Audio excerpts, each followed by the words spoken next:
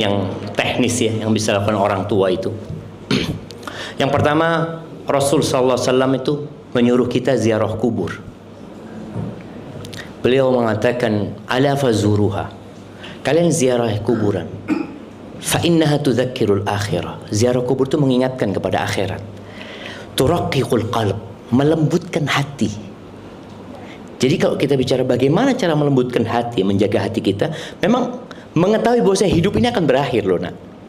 Bawa anak ini ke tempat orang terkaya yang udah mati, yang masih rumahnya ada, gedungnya masih ada. Mau berangkat ke kuburannya Steve Jobs, mengatakan ini loh yang bikin Apple, mati dia sudah, tinggal. Jadi itu ngobrol, iya ya, nggak ada yang dia bawa. Kita akan berakhir ke sana. Ini langsung praktek anak itu. Yang kedua, berangkat ke tempat-tempat bencana. Itu juga melembutkan hati. Ketika kita berangkat, anak waktu berangkat ke Palu ya, melihat satu desa itu ambles. Iya, apa namanya? Likuifaksi. Itu anak ngelihat langsung. Anak datang ke rumah orang yang di depan gitu. Bapak, kejadian ini kapan, Pak?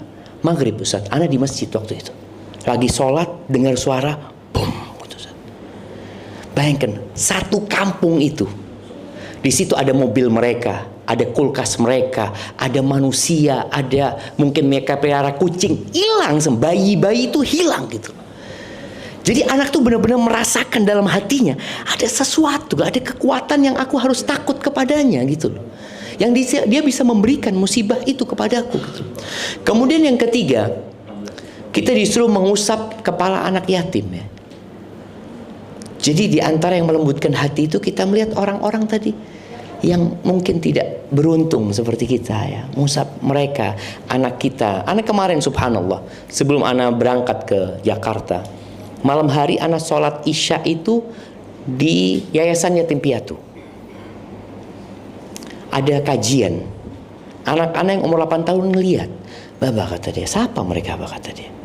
Ini anak-anak yang gak punya bapak nak.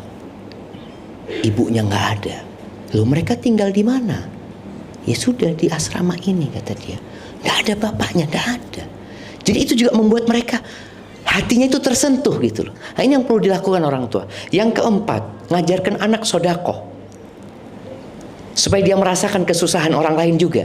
Nah, engkau dapat rezeki, engkau berbagi, engkau lihat senyumnya dia, kebahagiaan dia gitu loh. Akhirnya dia akan terbiasa bahagia dengan kebahagiaan orang lain. Karena ada orang yang susah dengan kebahagiaan orang lain. Dididik dia memang gitu, iri, dengki. Karena orang tuanya suka membandingkan, ini merusak hati. Jadi orang tua sedang mengatakan, engkau tuh kok nggak bisa kayak kakakmu? Loh subhanallah, nggak boleh membandingkan anak sama kakaknya, karena dia bukan kakaknya gitu loh.